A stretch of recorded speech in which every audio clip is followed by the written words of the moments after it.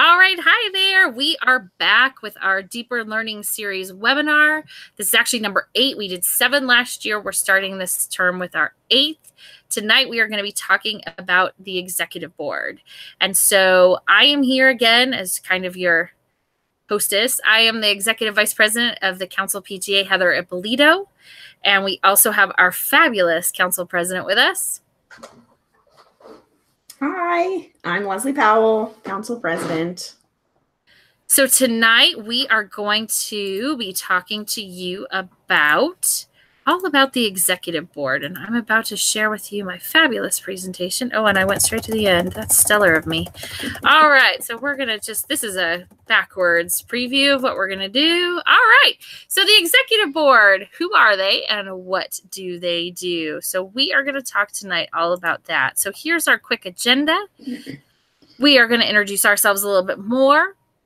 We're going to go through all of the officers that CAPTA lists as the main officers for PTA, and we're going to introduce them through our council officers so you get to know them a little bit better. We're going to talk very briefly about executive board meetings because they are slightly different from our association meetings, and then we're going to give you a few tips for starting the year off right. As always, if you have any questions, you can type them off in the sidebar, or you can text me or Leslie, and we will be able to answer those live. And if we don't get to them live, then we will answer them in the comments underneath this, and we will put it on our Facebook page as well. All right, so Leslie's going to tell you a little bit about her life and her PTA career. My name is Leslie Powell, and I am the council PTA president this year. I also am on the unit level at West Creek Academy. I'm the EVP there. I got involved in PTA when my daughter was in kindergarten, first grade, and she is now 22 years old and graduated from college in May. And then I have 3 sons who are almost 19, 17, and my youngest in the picture there is Quinn, and he is 11, almost 12. I've held a zillion different positions and started out, my very first position was book fair chair. And I kind of moved around and have held a bunch of different positions, and I love, love, love all things PTA. Well, most things PTA. Well, that's being honest, Leslie. I like it. My name is Heather Ippolito, and I am currently the council executive vice president, kind of helping with the training and making sure that we are all getting our leaders all the information that they need. I have been involved in PTA since I was actually a teacher. I was recruited to be the secretary way back when I first started teaching. And since then, just like Leslie, I have held pretty much every position, some of them for briefer times than others. I think the shortest position I ever held was I was historian for 2 weeks, and then they needed me in a different position. So I moved on. But in that 2 weeks, I did train other people in how to be a historian. So I still have that knowledge. I am married to my husband, Ron, who is a teacher in the Hart District. And our one and only daughter is Liliana, and she is 11, also in 6th grade, just like Quinn. So we are enjoying that end of elementary school, you know, all the lasts that are happening. So, all right. So, Leslie, take it away. So, executive board officers, you can find which members of your PTA are part of your executive board in your bylaws. Every unit has a different set of bylaws and have different sets of members that are on the executive board. But they can include the officers of the association, the chairpeople of standing committees, the school principal or teacher rep or staff rep, faculty representatives, and or student representatives, depending on your kind of PTA. As the council board, we are here to help you understand what each of those officers does on your board and to give you support whenever you need it. And one thing that this doesn't talk about, which Leslie, we have 4 people watching now, so I'm sorry I was slightly distracted, and you might have said this, but in addition to this, your one-time committees like your Harvest Festival or things that don't necessarily meet all year, they aren't standing committees, those chairs are also welcome to come to your executive board meetings to give their reports. Several of our units used to have them just come at the beginning and then leave, but Leslie and I were actually just talking about this before we went live. We really both find it so valuable to let these people sit in and see what the executive board does, because we eventually want to turn these one-time chair people into full functioning officers. And so we want to show them how the meetings go. We want to show them how reports go. We want them to feel comfortable with the PTA lingo because believe you me, we have lots of it. So these people are more than welcome to come to your executive board meetings during the time of their events. So don't feel like you have to exclude them.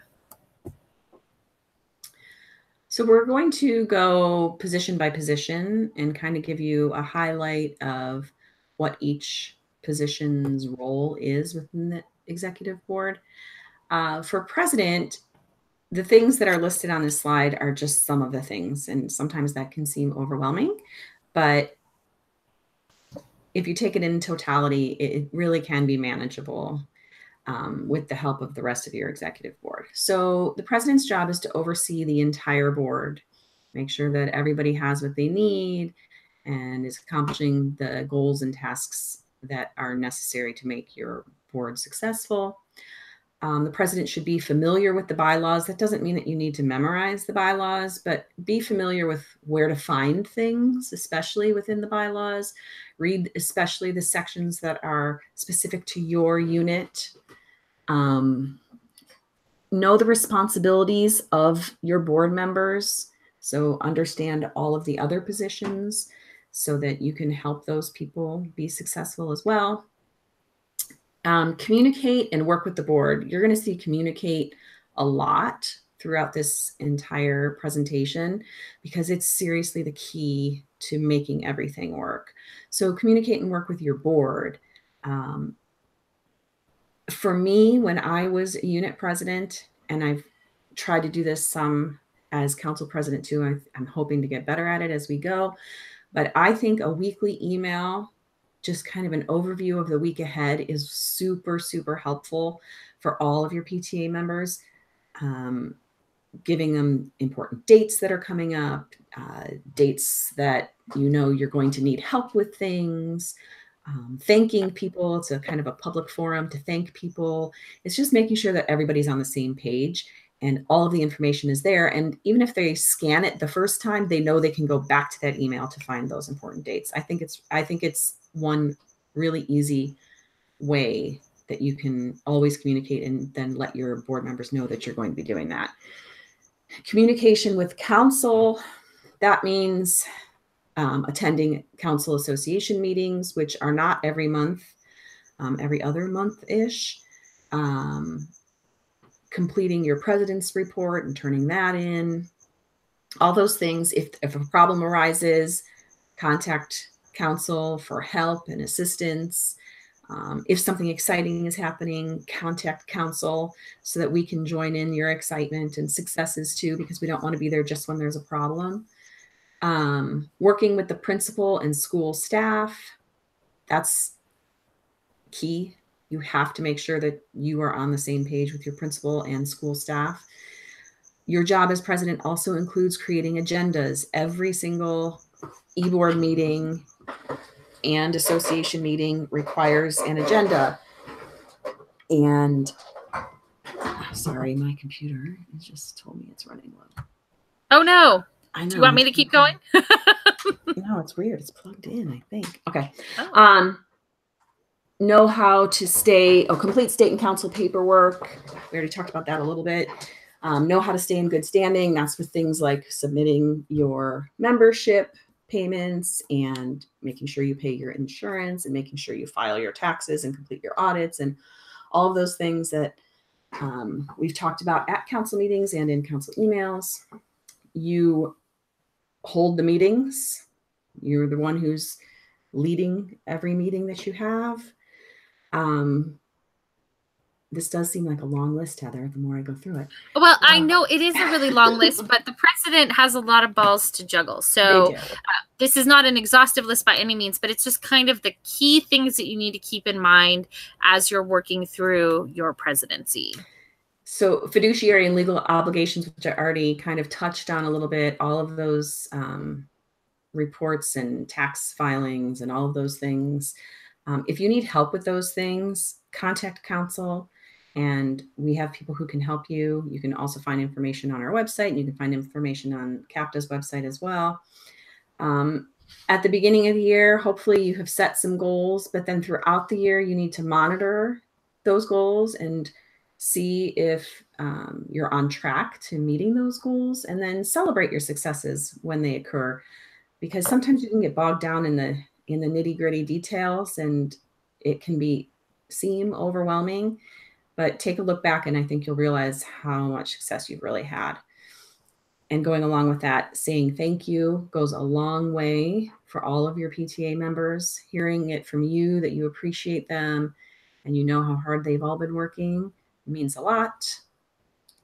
Along with that, showing respect to others. If you want somebody to respect you, you need to be respectful of them. And ultimately, you need to delegate,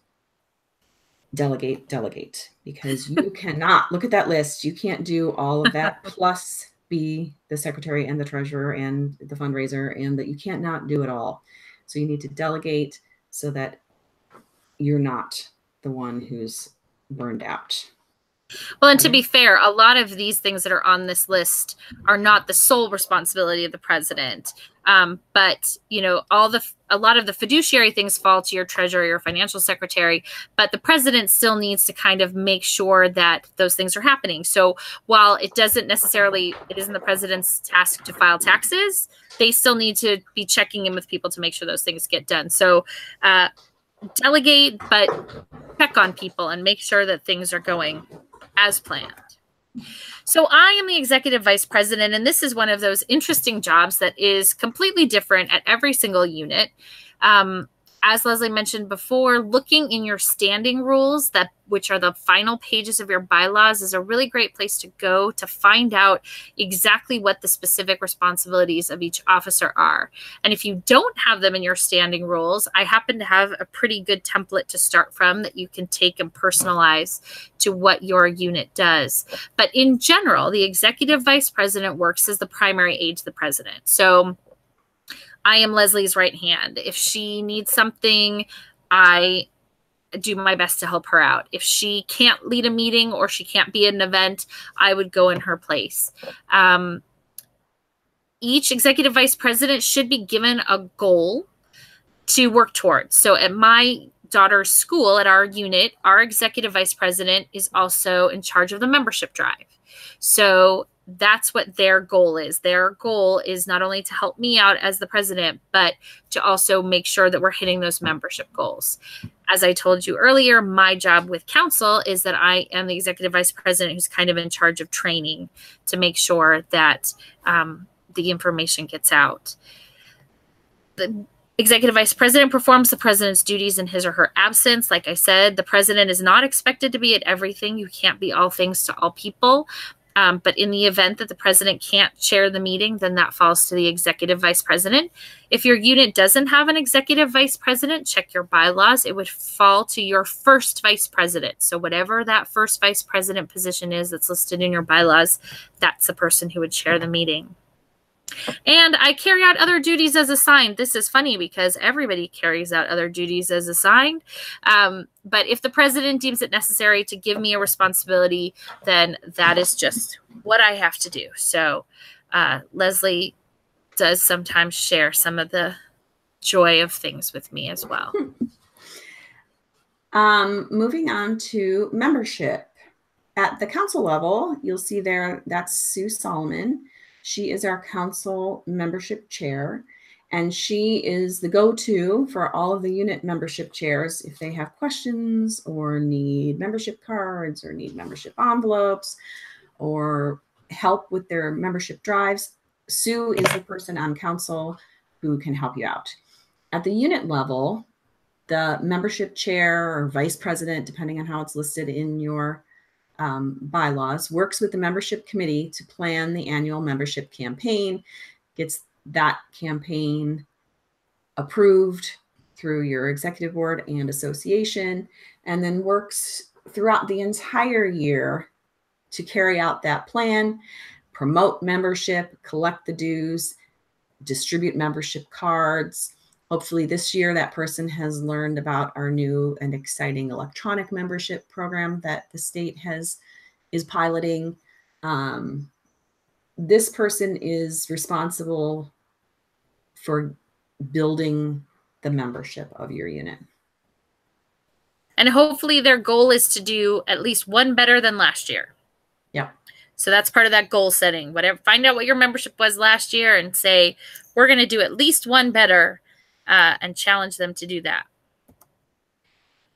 All right, so we are on to programs at the council level. Jeff Dillahunt is our vice president of programs, and you can see him there.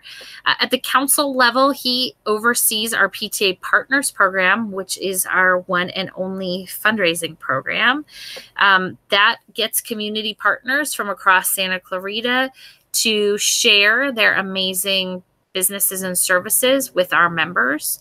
They are organizations who believe in the mission of PTA and want to support it by supporting our council so that we can provide awards and training and hospitality and all those good things that we do for you. But in general, a programs chair or a programs vice president would work with committee and other chairmen to plan and organize the programs for the school year. That could be assemblies, after-school enrichment, reflections. Programs vary school to school. They work not only with the executive board, but with the principal to make sure that the programs go off without a hitch. They would help develop the program calendar and make sure that it has been approved at PTA Association meetings. They work on publicity for the event. They might contact the newspaper. They might write an article for the newsletter or talk about it on social media. They also try and recruit parents to help. This is a big thing. Remember when Leslie said the very first thing, delegate, delegate, delegate. We want to pull in as many parents as possible to help us. And programs is a great way to pull those parents in because it's usually a one-time thing and they can come, be part of the fun, and then leave. Like I said, check your bylaws to see specifically what your programs person is responsible for. They could oversee things like Red Ribbon Week, or another anti-bullying program. Leslie, what else have you seen for programs? Yeah, it really kind of depends school by school. Some people have the programs chairperson oversee those other things, but they still might have committee chairs in charge of each of those events. Right. Some people just have the programs. At my unit, our programs person strictly does school assemblies. Nice. I've also seen some programs chairs be in charge of the yearbook. That's another program that they might be in charge of. So you never know. All right, on to Ways and Means, also known as fundraising. Okay, so the Ways and Means person or fundraising chair or vice president or whatever your unit calls them works with the committee, first of all, always a committee, because that is usually a pretty big job and nobody wants to do that alone, to plan and organize any fundraising activities that your unit might do. And it might be from small things like restaurant nights to big things like a carnival or a fun run or whatever your unit decides on. They focus on raising the amount of funds that are needed to meet the unit's budget. So when that budget is put together in the spring, you'll be able to tell how much money you need to pull off all of the programs that you have planned for the year. And then you'll know how much money needs to be raised. And throughout the year, or throughout the big fundraising period, however your unit does it, the Ways and Means chairperson will report back to the board and the association to either get approval or just keep everybody in the know about what is happening and how you're doing with your fundraising. And then The one other thing to really keep in mind for this person is to make sure that all of your fundraising activities are meeting all of the PTA and insurance requirements. So especially for those things like, for instance, the carnival or fall festival, there are a lot of insurance requirements, and that person would be responsible for making sure that all of those requirements are met. And I would also advise you to check with your school district, because nowadays a lot of the school districts are giving us additional requirements to do fundraising and activities during the school day. I know in the Sulphur Springs district, they have instituted several new policies and procedures. So please make sure that your Ways and Means chair or your fundraising chair is checking in with the district as well, because you don't want to miss something. That would be terrible. All right, now we come to Madam Secretary, or Mr. Secretary, as the case may be. At the council level, we have Adrienne Haas, who's there in the picture with her lovely family. And they are responsible for basically keeping the official records of your PTA. A little side note, there are only 3 required officers that every PTA has to have: a president, a secretary, and let's see if viewers at home can guess the third. I should play the Jeopardy theme. Treasurer. Treasurer is the third. So president, secretary, treasurer. We always encourage you to get more, but those are the 3 that you must have in order to be a PTA. Just like all the others, a secretary is a voting member of the executive board and the association. I know sometimes secretaries get very bogged down in taking the minutes, and they sometimes forget to vote, but they are absolutely allowed to. So make sure that they get their vote in there as well. They are responsible for not only taking the official records, but for being the keeper of them. So official records are things like your original signed copy of the bylaws, your charter, all of the minutes for your association, the annual financial report. All of those things are in the official records of your PTA. They take the minutes, which is basically a fancy way of saying they take all the notes at both executive board and association meetings. They are responsible for taking those and either writing them out in blue or black ink or typing them on the computer and giving them to the president to be distributed at the meetings.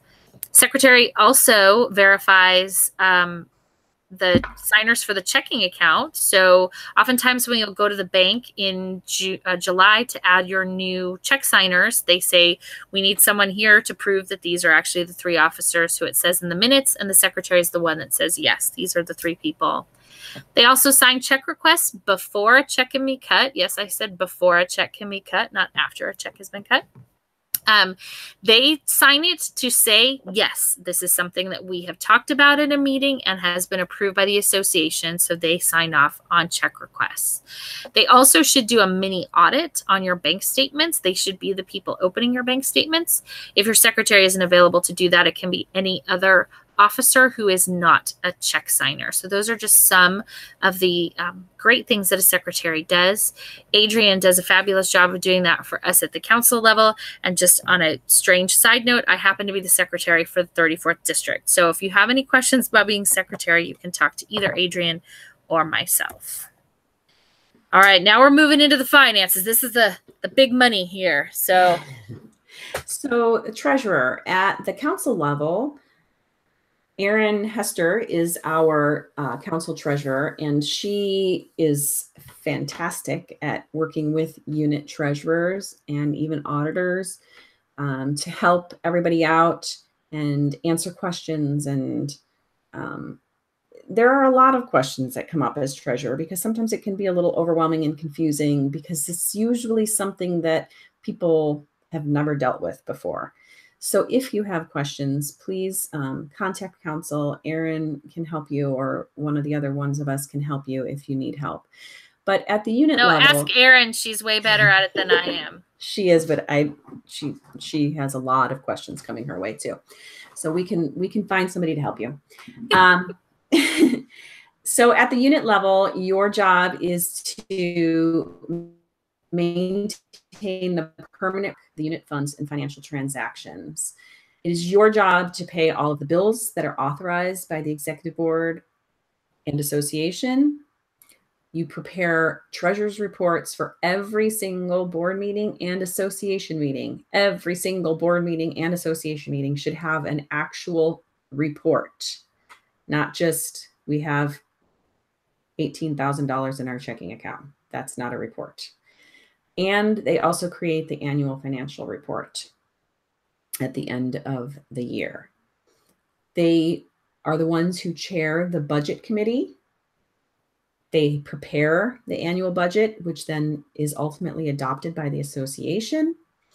They make sure that the taxes and reports required by PTA bylaws, insurance, or federal and state governments are completed and submitted by the due dates.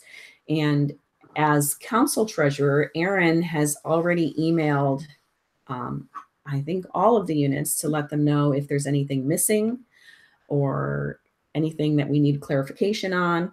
So please make sure that you are watching your emails if you are a treasurer, or if you are president, tell your treasurer to watch their email, because our communication is going to pretty much solely come via email from Erin, and we're trying to help you stay on top of these things so that you don't get behind. And it's okay if you're confused. All you need to do is ask. And a side note here, at the regional training, which we'll talk a little bit more about later, the state PTA is going to have people on hand to help you free of charge with your taxes and your other forms that are required to be filed. So you can go to that regional training free of charge. You don't even need to register. You can just show up with all your stuff and they will help you. They will help answer your questions, or at least point you in the direction that you need to be pointed. Well, and sadly, we just got a bunch of notices from the state that people are past due and things. And my school got one of those too, but it was past due before my daughter was even a student at the school. So if you get one of those notices, take a deep breath. It's not your fault. It just happens. It takes the government a little time to catch up on things. Let us know. We will help walk you through that. So, everything runs on its own time. All right. So the auditor, hopefully your unit has an auditor. If not, council can help with your audit, or you can do an audit by a committee, which is the executive board gets together and audits the books as a group.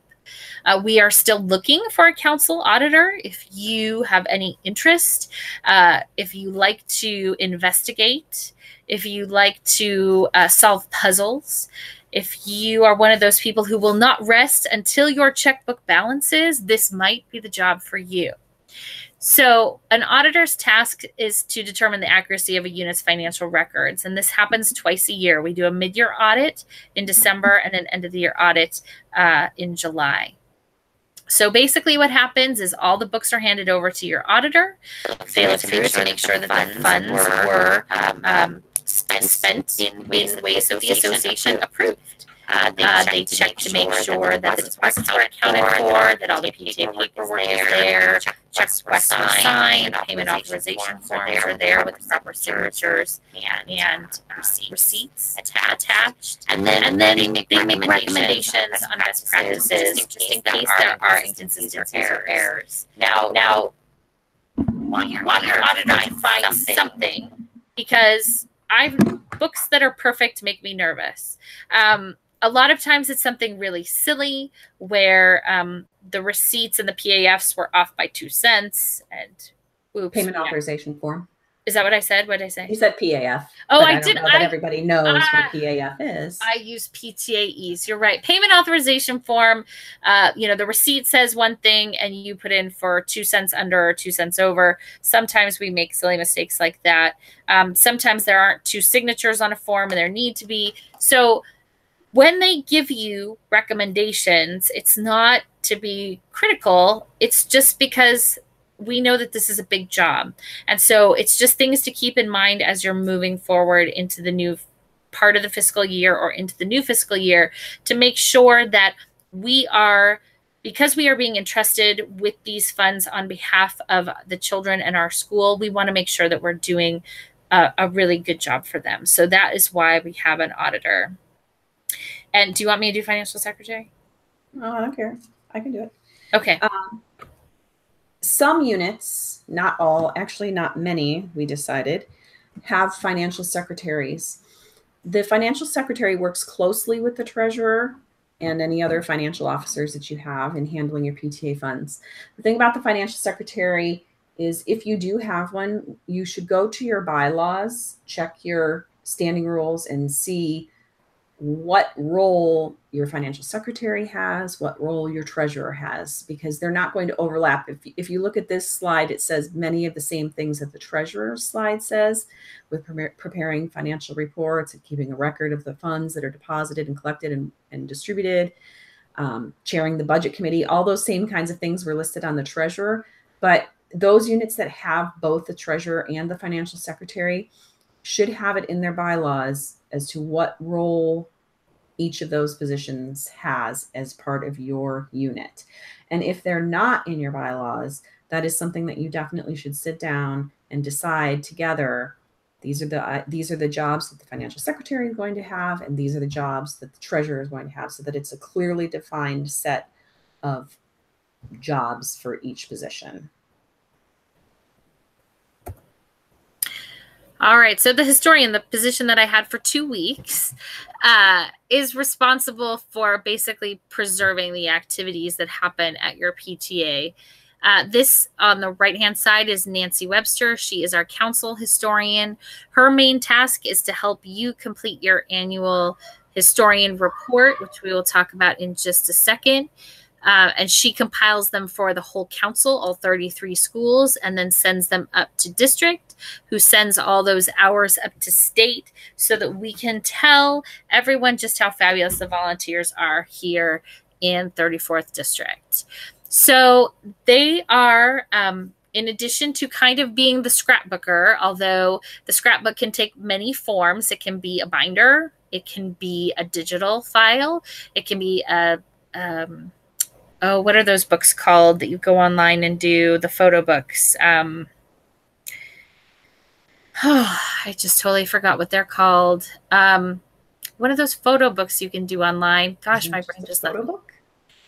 There are companies, I can't think of it. Anyway, like Shutterfly. Shutterfly, thank you. Oh my gosh, my brain. It could be that kind of, it can be a full-on scrapbook if you want. But basically, they are going to compile photos, flyers, all sorts of good things that show just what your unit did this year. They also count and collect the volunteer hours and submit them in the annual historian report. And then at the end of the year, this is something that is a really great thing to do both at the end and the beginning of the year, is to show just what your PTA did. It can be a slideshow. It can be to show off the book or the binder and say, look at all the amazing things that we accomplished as a board this year. It's a great way to show your historian book to the new board or new parents and say, look at all the things that you can be a part of if you join PTA. So that's a really powerful tool that the historian can help us compile and create. And also, historian a lot of times will do Founders Day. Correct. I didn't put that on there. How dare I? Yes, they are responsible for Founders Day, which happens in February, and it is the celebration of our 3 founders for National PTA. And we have some really great ideas as to how to celebrate that. I know Nancy covered that in her training a few weeks ago. You can contact her. She has some really fun ideas on how to celebrate that. And I'm sad because Leslie is going to get to talk about my favorite position ever. I'm sure you'll chime in. You think I will? Maybe. So Heather's very favorite position ever is the parliamentarian. And at the council level, Christy Sempronio is our council parliamentarian. That's her in the picture, having a good burger or something at Bob's Big Boy. And this person is appointed by the president and is kind of like backup to the president, the person who helps keep the president on track, making sure that debate is fair and balanced. If some things get heated, making sure that every side is heard. they're the ones who do know the bylaws forwards and backwards, at least as well as possible. Maybe not as well as Heather. I love the bylaws. As well as possible, and making sure that your unit is following the bylaws. Speaking of the bylaws, it's also the person who will get a committee together to review the bylaws. Your bylaws should be reviewed every year. And if any revisions are necessary, the parliamentarian is the one who takes care of revising the bylaws. They also assist with the election process and the nominating committee. They get to stand up there and read from those famous bylaws and make sure that the election process is fair. And they also are a full voting member of the executive board and the association, and they attend all of those meetings as well. Parliamentarian is a really important role, actually. And it kind of, if you are the president and you have a parliamentarian and you can either have them sit next to you or right in front of you to help you get through meetings, sometimes it's a really reassuring thing to have a good parliamentarian. Heather? Absolutely. And just a little side note about bylaws. The state has done some revisions on the bylaws, and they should hopefully be available starting in November. They've actually trimmed them down. So they went from, I think right now they're 27, 26 pages, something like that. I think they've cut them down to 17. So if you are slightly intimidated by your bylaws, please don't be. Christy and I can help walk you through that and make you really comfortable with them. But the new bylaws, if you want to update your bylaws sometime this year, I would say maybe starting in December, you could go to the new slimmer, trimmer version of the bylaws that are coming out from California State PTA. All right. Well, this is one of my very, very favorite positions. This is the Reflections or the Arts Chair. Reflections is a national PTA program that encourages participation in the arts. They don't like to call it a contest. It's a program because every student who participates is going to be acknowledged, but the real prize could be a trophy, but the real prize is just getting to participate in the arts. And at the council level, we are so, so very lucky to have Erin Dowsley as our chair. There she is with her whole happy family. And I want to get one of those flower headbands for myself. I'm going to ask her about that.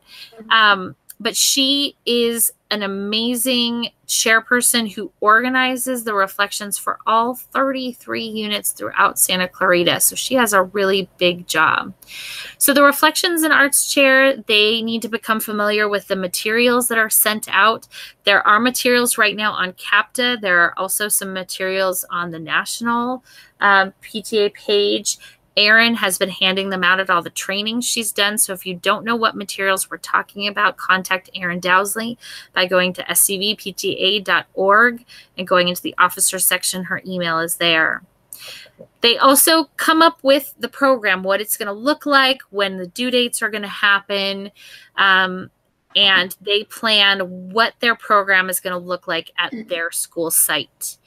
They make sure that they have a budget, that they have gotten approved by the association for things like their awards. Some schools have a gala where they invite parents and community members in the evenings. Our personal school, we do it at an awards assembly so that the whole entire school gets to see our students get their prizes. You need to make sure that the people on your campus understand what the Reflections program is. You'd be surprised how many teachers and administrators don't really understand what it is. And once we get them to see what an amazing program this is, then they will encourage their students to participate. You need to get the word out to parents and community members. There's lots of great flyers and posters and things available to you online that you can simply print up and post or email out to your families so that they know all about the program. You need to make sure that everyone is aware of the theme, which this year is Heroes Around Me, and your own personal due dates. And then the last thing that they do before they celebrate all these amazing artists is they make sure that they find some impartial judges to look at the artwork and rate it. Now, the Reflections has 6 different categories, and here's the test, Leslie. Let's see if I can remember them all. We have visual arts, photography, dance, video production, Literature. Oh, what have I forgotten? And film. Did I already say film? Music. Oh, music. Oh my gosh, music composition.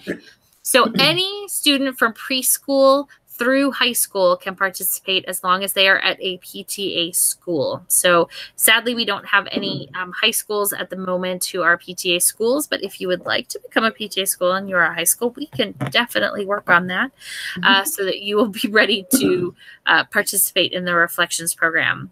And once Reflections winds up, that person can automatically roll into an arts chair, and their job is to help make sure that the arts are a focus within your school and within your PTA. So every time that you're planning an activity, the arts chair would say, what can we do to get some art in here? How can we get some music? How can we get some dance? How can we get some? So that's their whole task, is to make sure that the arts are well represented at your school site. So that is kind of in a nutshell. And going along with that rolling into the arts chair thing, I was going to say that at some schools, you might just have a reflections chair, and that person may not be part of your executive board. But if you could do what Heather said and revisit those bylaws and talk together as a board about the importance of arts in the school, and maybe kind of tie those two things together, that arts chair / reflections person could very well be on your executive board and bring the arts to your school throughout the year. The next position that we have at the council level, and not every unit will have this position. I don't know if there are many that do actually, but we actually know. I think that I at least know of 4 units off the top of my head that do, okay. But I think that we should try to encourage more to have it. But I at least know of 4 that do. So at the council level, we have an STC inclusion chair, and her name is Rachel Villanueva. And for us, her job is to help celebrate the uniqueness of everybody and identify and break down those barriers that impede children from learning or keep families from becoming completely involved in their children's education. At the council level, Rachel kind of plans some activities throughout the year, or she works with community partners like the movie theater or some different local businesses to bring events that are friendly to everyone. Maybe they will lower the volume or turn the lights on at the movie or anything to make everybody comfortable. That's what Rachel does, and she helps us advertise that out to our units so that all families can feel included and celebrated. And if you have somebody at your school doing this, you can help do the same things as well as educate everyone about the importance of celebrating everybody's uniqueness. And at the state level, they actually call this a diversity chair, or I think it was a diversity chair. So you can call it different things, but the message is still the same. Let's make sure that everyone can participate and feels welcome at our events. So if you're looking for this on the CAPTA website, you're not going to see SDC or inclusion. I'm pretty sure it was diversity. All right. Everybody loves the hospitality chair. So the hospitality chair at the council level is Kelly Zifis, and she is the newest member of our council. We're so excited that she has joined us, and you can see her there with her husband and her son, and we think her nephew, but I stole this from her Facebook page, so I'm really not sure who that other child is. They act as the official hosts of PTA. So they are, and as you can see in the picture, Kelly is absolutely one of the happiest people. She's got a great smile. She is welcoming. She wants everybody to come in and participate. They work with committees and the vice presidents to make sure that any of the hospitality that's needed for meetings or your events is there. They can also help with decorations.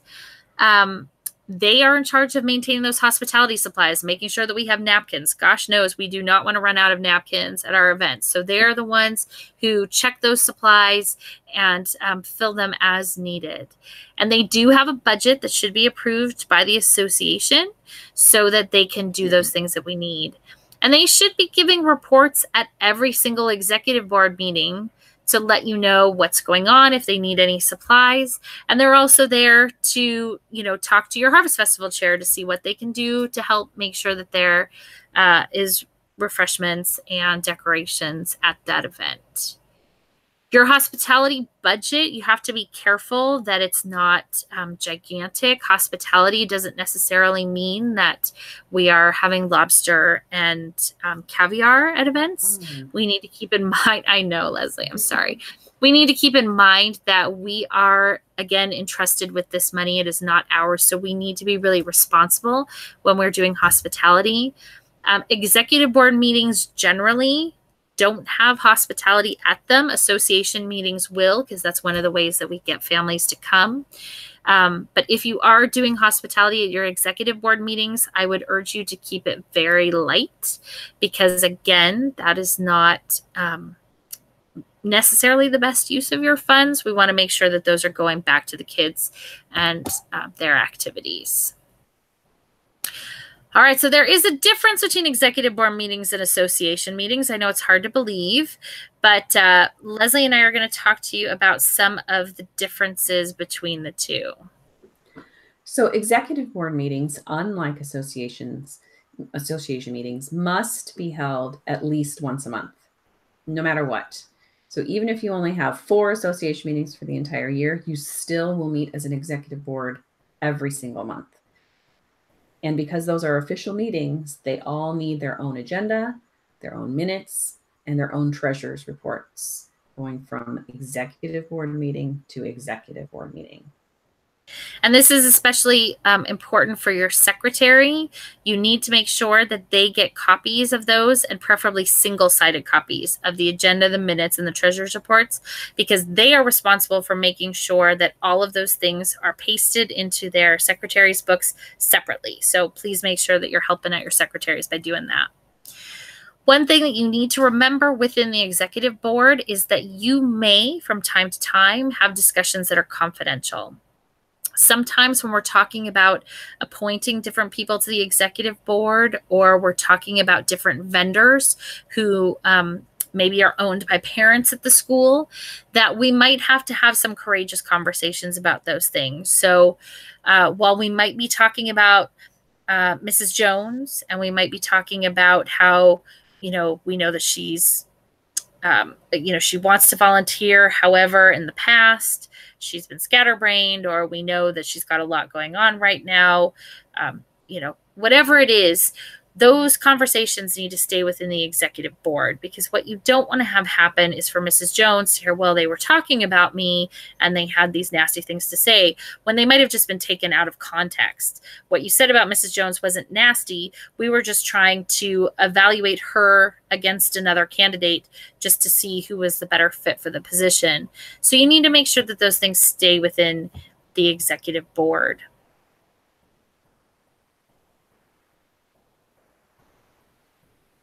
I'll keep going. So the executive board makes recommendations to the association.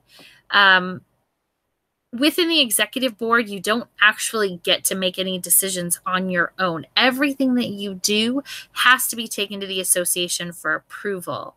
So what happens in the process is the committees meet and they talk about their activity. So we're just going to use Fall Festival as our example. So the Fall Festival committee, they're going to meet, they're going to talk about what kind of food should we have, what kind of activities should we have, how much should we charge, and they're going to bring those recommendations forward to the executive board. The executive board is going to hear the report of the committee, and they're going to say, we're going to have pizza from Pizza R Us, and we're going to have tacos from the taco truck. And that's when the executive board can say, oh, wait, we've tried Pizzas R Us before, and the kids didn't like it because the pizza was too spicy. So that's when a little bit more debate happens, you refine your motions, and then you as an executive board make a recommendation to take to the association. And within your association meeting, in your secretary section of the agenda, you should have executive board reports. And there is where you read all those motions that you've made within your executive board. Leslie, at this point, we've kind of lost her. I'm hoping that you can still hear me, but I know that Leslie wants to chime in, so I'm just going to keep talking until she can get her sound going again.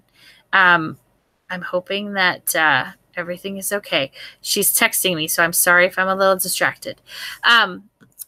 You also need to make sure that your executive board meetings are scheduled at least 2 weeks prior to your association meeting.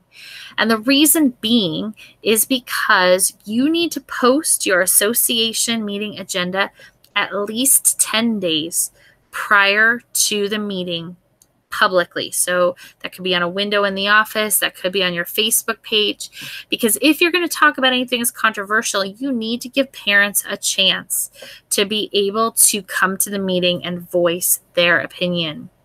So you need to make sure that you are having your executive board meetings at least 2 weeks, 14 days prior to the association meeting, so that your president has at least 4 days to compile that agenda and get it posted.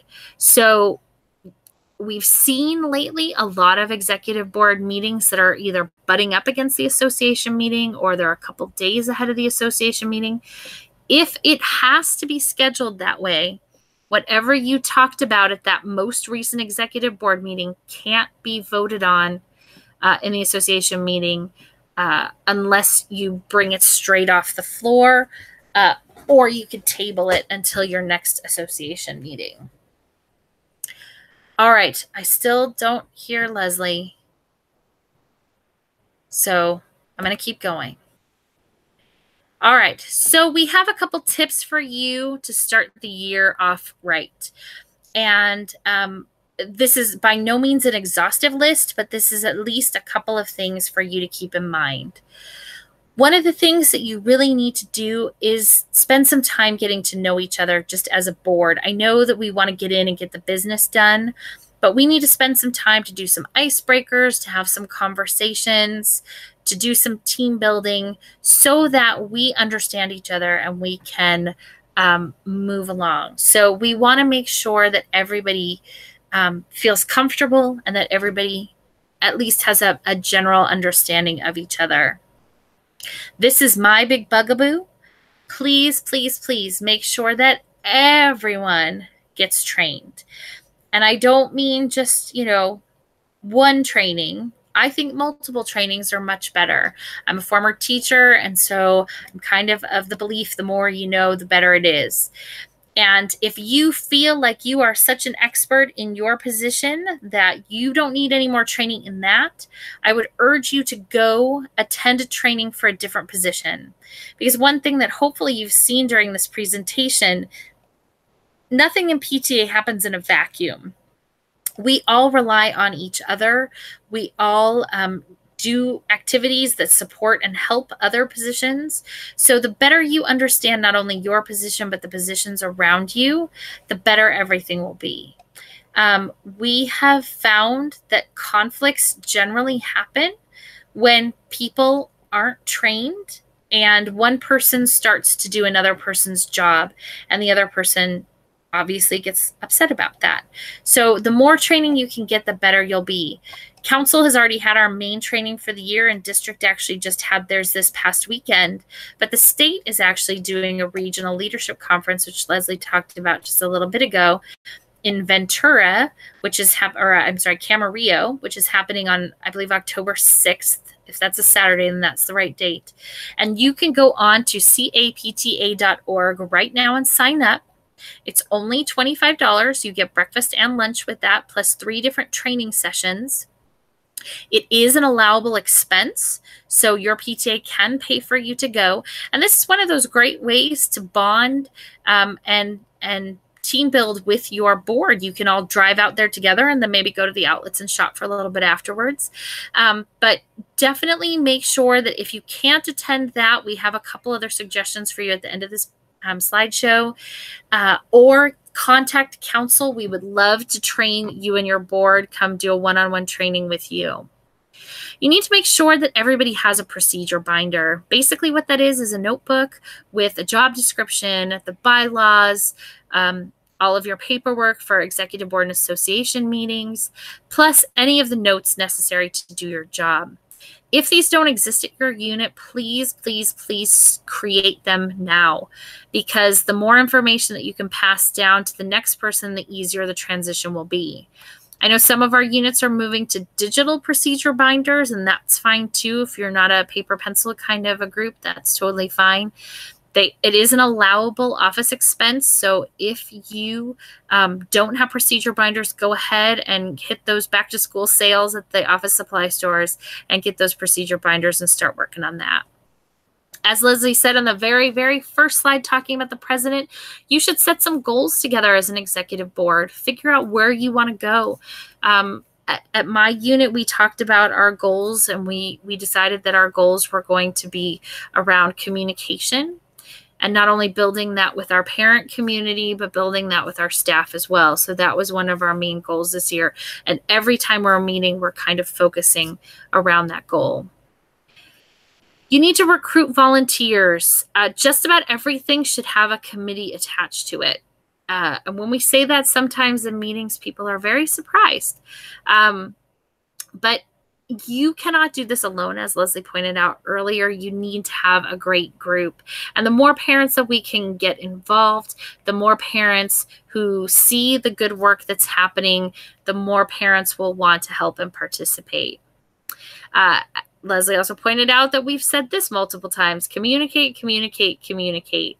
You need to communicate within your executive board, officer to officer.